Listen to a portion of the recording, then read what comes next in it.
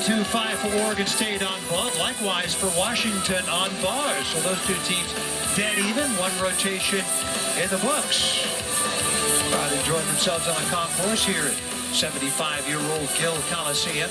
Some weekend headlines. How about Maya Lazan racking up the 4th perfect 10 in the nation this year. Got it on floor for Cal against Stanford. And then Arkansas, number 15 in the country. They upset second-ranked Florida. Arkansas 197-175. Gators had to count a fall on beam. Selena Harris suffered a fall there. And how about Morgan Price at NAIA Fisk University from Nashville, Tennessee? A perfect 10 on bars. The first perfect 10 in HBCU history. Historically black colleges and universities. And they will be here on March the 21st. Yeah, really great to see the Beavers add a meet that weekend. That's conference championship weekend. And as there are no other teams right now in the Pac-12, they were without a meet that weekend. And it's important because almost every other team will be competing that weekend, and you want to have as many scores available to you as possible to put that national qualifying score together. So great for them to add Fisk. Their head coach and Tanya used to compete together. One of their assistant coaches was a Beaver gymnast, and just going to be really special to get to see Fisk, a young team, and then also a phenomenal team with Morgan Price. Exactly. You saw the rankings there. Oregon State number 10 right now. Just about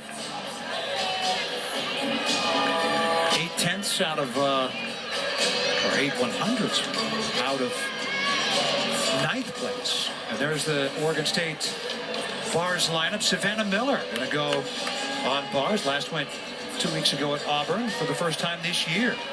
She'd exhibitioned a couple of times, posted 9-7 in the leadoff role at Auburn, and she will lead off this one again, and then she'll, as usual, be the floor leadoff.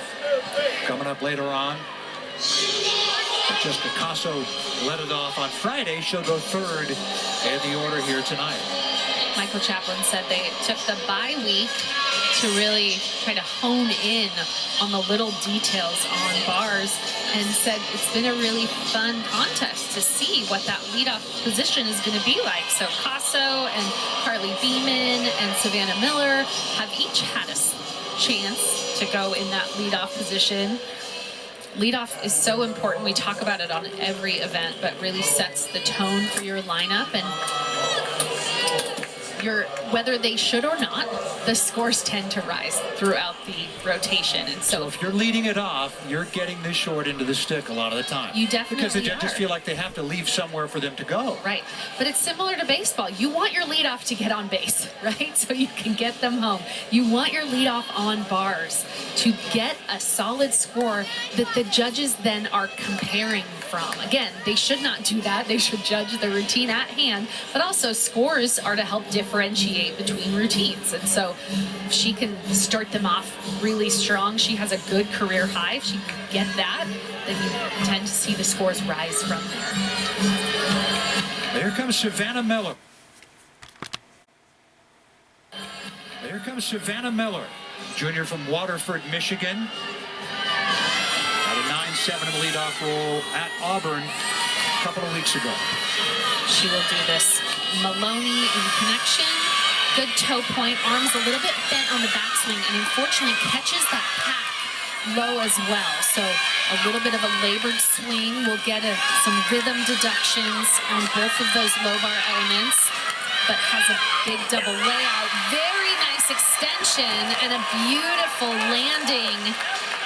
Does take a hop back, doesn't show perfect control there at the end. The judges want you to freeze in place. You need to show control there, or they can give you a 0.5 deduction on this dismount. But watch in the air and the height that she gets. You want to see the flipping happen at the height of the bar, which it does there. Chest up well, and you know, Brian Carey just happened to be in the way there, so couldn't see exactly if she stuck the landing or not. And sometimes the coaches stand in very specific places on the landings. Not at all saying Brian was doing that, but other college coaches have been known to do that, to maybe obstruct a little bit. Okay. Natalie Briones getting set to go as we await the score of Savannah Miller, who had a 9-7. And her only other competitive routine, and so we'll see if Miller's best that. Briones, meanwhile, posted 9.775, going second in the lineup on Friday.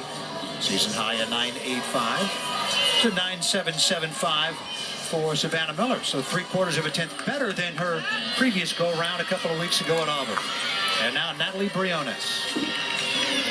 Natalie's a very dynamic swinger. You'll see her do the same routine that we just saw from Miller. So the toe on is really open on those handstands, and a beautiful backswing out of that Maloney. And a great job saving that half pirouette. You can see her back was arched a little bit, but used her exceptional strength to pull it over.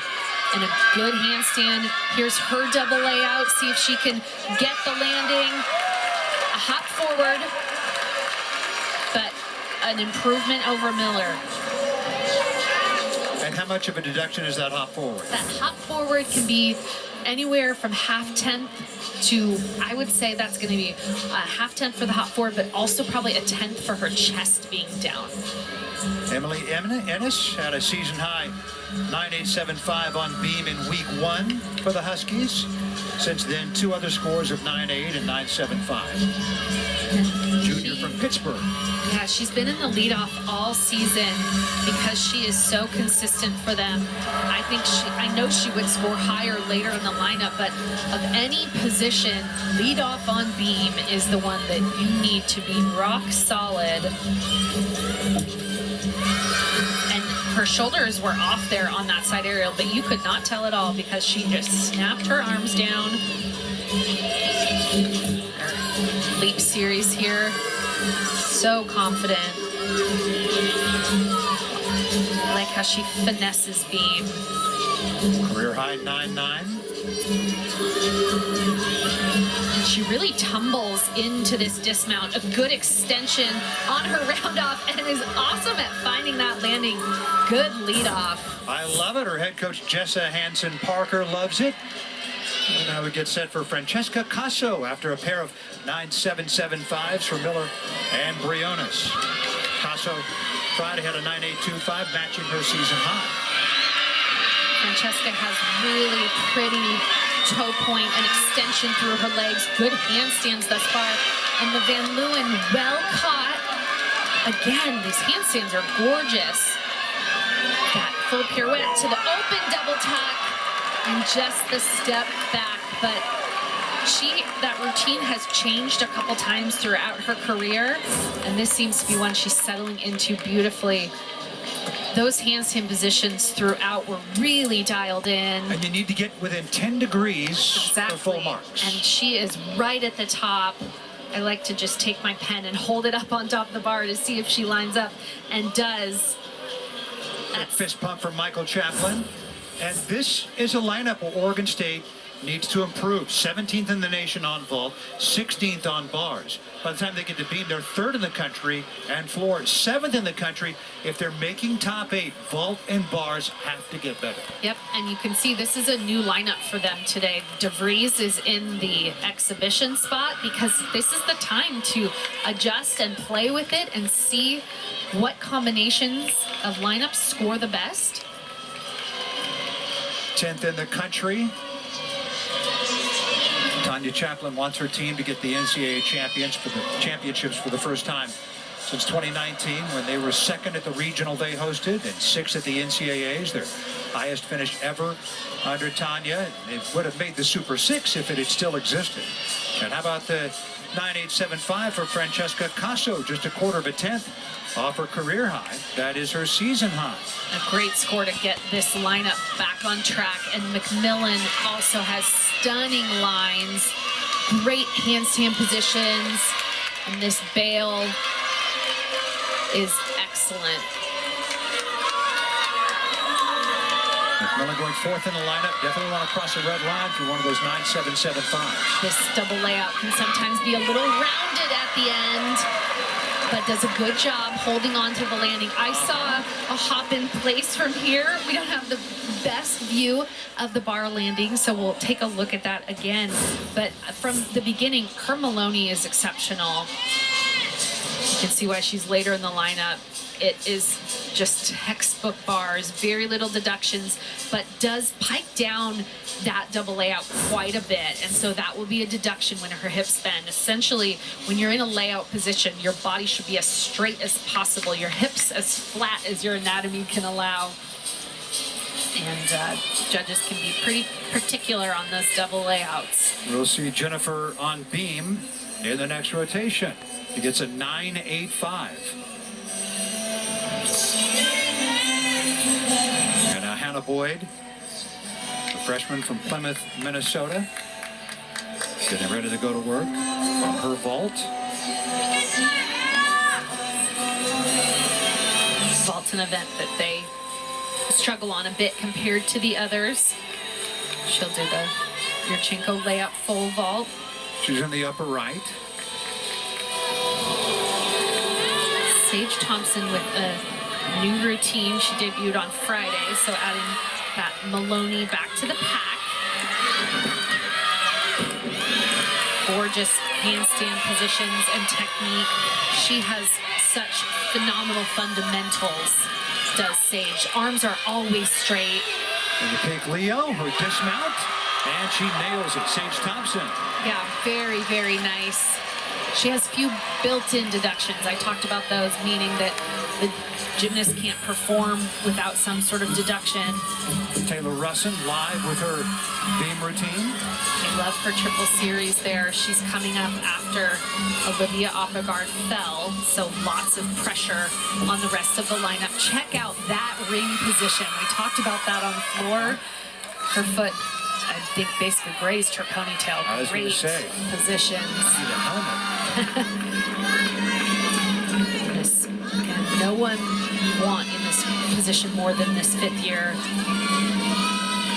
Not only is she a phenomenal athlete, she's getting her master's in informatics at UW, has an internship at Amazon lined up when she is done. And just the hop forward, great job for Taylor Russin to get them back on track. Beautiful routine.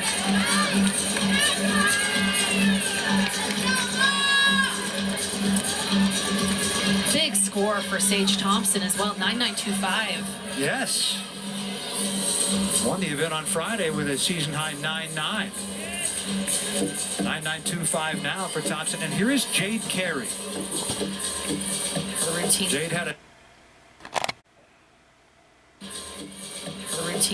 9.85 below her standards on Friday. New routine she also did on Friday, so this is just a pack salto. I say just, it's beautifully done. And then here's her Van Leeuwen between the bars, excellent form, good handstand, and at this point, everything she does is flawless. If she finds the landing, oh, just the tiniest of chest movement there. So while her feet hardly slid, that is a deduction when she has to adjust her toes a little bit to maintain the landing. Shoulders forward. Had a season-high 9.975 3 weeks ago here at home. It is just remarkable to watch her continued improvement and continued refinement of and her continued everything. Love for this sport. Absolutely. After everything she's done. And it is just remarkable every time I talk to Tanya before a meet. I ask, what's Jade gonna try this week? What is Jade working on? What has Jade seen this week that she wants to improve on? And you talk about all the videos she watches and things she wants to change.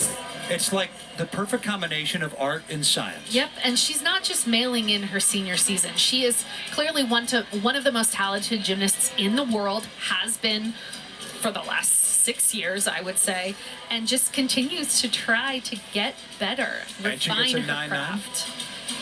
49.325 for Oregon State on bars. And that is a 1/4 of a tenth off their high this year, set in week 4 at home. Taylor DeVries in an exhibition, first of 2 with Carly Beeman to follow. She is an exquisite bar worker, but just has been a little bit off this season. She caught that pack a little bit close, so there'll be a rhythm deduction, but she has gorgeous lines, and I love how she winds up into this double layout. Unfortunately, lets go a little bit early. When you see the bar ping like that when a gymnast releases and sort of shake in place, that's indicative of them releasing too early, which is why she was a little under-rotated and took the hop forward. But, I mean, what a bar routine to have in your exhibition spot. Mary McDonough's dismount. Love that double fold that Mary McDonough does. She's a taller athlete and twists so fast. Has been a little bit inconsistent, but just a sophomore, and has been thrust into competing in the all-around based on their lack of depth. Watch this double fold. Excellent. And if you're just joining us, Washington has 7 gymnasts out because of injury. They only have 9 available. So some gymnasts are being stretched into some events that they might not otherwise do. Yeah, and she was always predicted to be an all-arounder for the Huskies, out with injury a little bit last season. Here's Carly Beeman. Exhibitioned on Friday, had a 9.675. Has competed 1 bars routine this year, 4 weeks ago against BYU, 9.75. Just a stunning look on bars. Talk about the backswing, having good form, good arms. One differentiator on bars as well is seeing if gymnast's arms bend. And really exceptional stalter position here into her double tuck. And a slide and a hop back, so that's going to be at least half 10th for the hop and a 10th for the step. And also, you can get a deduction for being too close to the high bar on your landing, so she got a little bit close in there on that double tuck.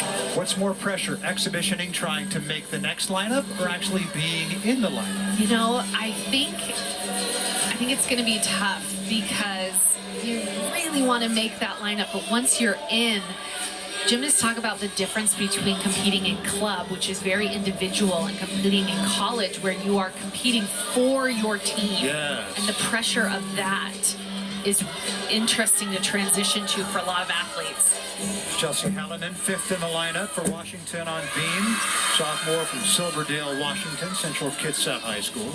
And Kristen Lynn will follow her. Chelsea is their beam queen, according to Coach Hanson Parker. She went 9.9 career high on Friday. It's the only event she competes, only event she trains.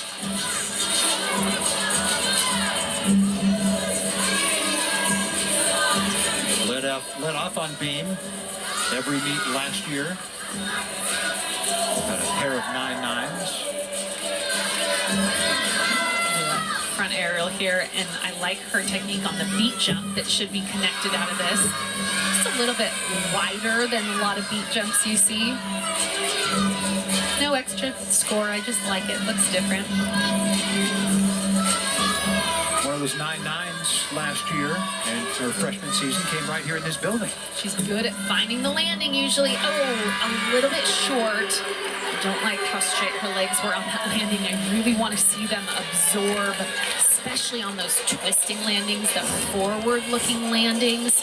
This 1.5 didn't get the most push off the beam, so really, you know, I hold up Emily Ennis's 1.5 dismount as the gold standard, because she tumbles on the beam like she does on the floor, which is terrifying. And so you can see gymnasts will alter their round off into that dismount a little bit. Hers was a little flat, which resulted in that hop. Head coach Jessa Hanson Parker in her first year, replacing Jen Llewellyn, who left in June to take the head job at Iowa. And Jessa then came from her alma mater, Iowa, to be the head coach at Washington. Conversing with Kristen Lynn prior to her anchoring their beam rotation. Had a fall from Olivia Opegard. So extra pressure on Kristen Lynn to avoid counting a fall. Washington this year, in their first meet, they counted a fall on beam, ended up 194.8. Their second meet had to count a fall on bars and floor, 194.05. In their third meet, they counted the fall on bars. 194.975. Haven't counted the fall of the last 2 meets. Now, of course, 6 gymnasts go, and you take your 5 highest scores. So if there's just 1 fall, you don't have to count it. And this is just Kristen's 3rd time competing beam ever. She fell in her debut a couple weeks ago, but hit last Friday. This is important here, and good fight to stay on, but she just was a little bit off in her hips, but you can tell if you're nervous based on how you recover from a small error, so it needs to just breathe, take a deep breath. That wobble a couple of tenths? Wobble will be probably 3 to 4 tenths. These beam judges thus far are being pretty stingy, I have to say, with Resson only going 9.775. Important leap series here. Switch leap to the switch. This is Washington's usual best rotation, 16th in the country on balance beam. Goes good dismount, but that big step back, so it's going to be a lower score. I also think she needed to connect that beat jump into the leap series, so she could be missing some bonus, but she stayed on. So that's important. It's important for the team's morale, but yeah, lacked a little bit of height, and just not the best beam rotation for the Huskies. Need to really put it together on floor. Kristen Lynn's 3rd competitive beam routine. Now the team getting some encouragement from Parker. He brings a bright spirit and attitude to this Huskies gymnastics team in her first year.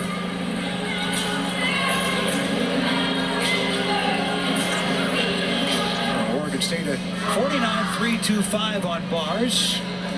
Their average coming in 49.1, so they're getting better and better. We're joined by Associate Head Coach Michael Chaplin.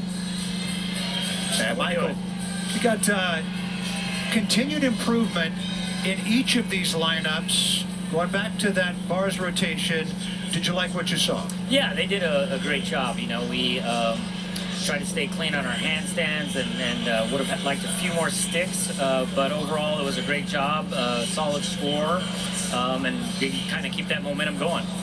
Sage Thompson does that new look routine, 2nd meet in a row, wins bars 2nd time. Beautiful routine. Can you talk about that progression there? Yeah, we've been talking. Sage actually, you know, was doing a Ginger before, but it's a more difficult routine, but that she was doing it. Sometimes the judges could deduct a little bit for her Ginger, I guess. But so we went back to a more of a kind of a stock clean routine that she's really, really good at and executes really, really well. And I think it's starting to pay off for her. She has a lot of confidence right now, and that's great to see. What do you feel like you have to do to reach that goal and make the top 8?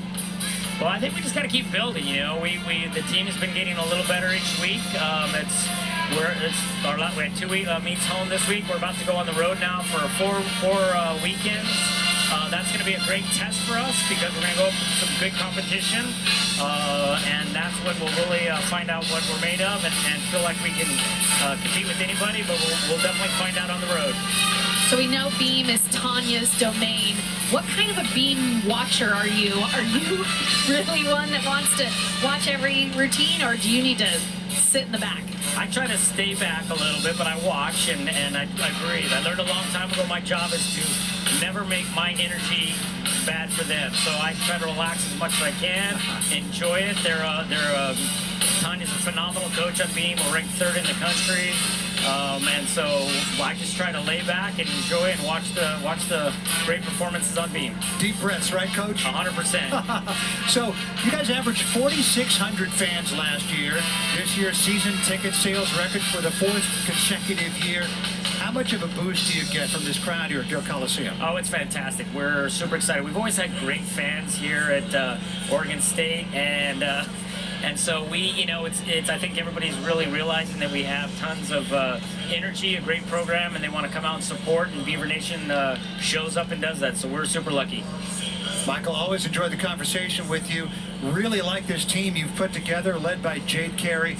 Continued success, and would love to see you at the National Championships. We'll see you there. Go Bees. All right, that's Michael Chaplin, and they're looking to make a postseason for the 50th straight year and trying to get into that Final 8 for the first time since 2019.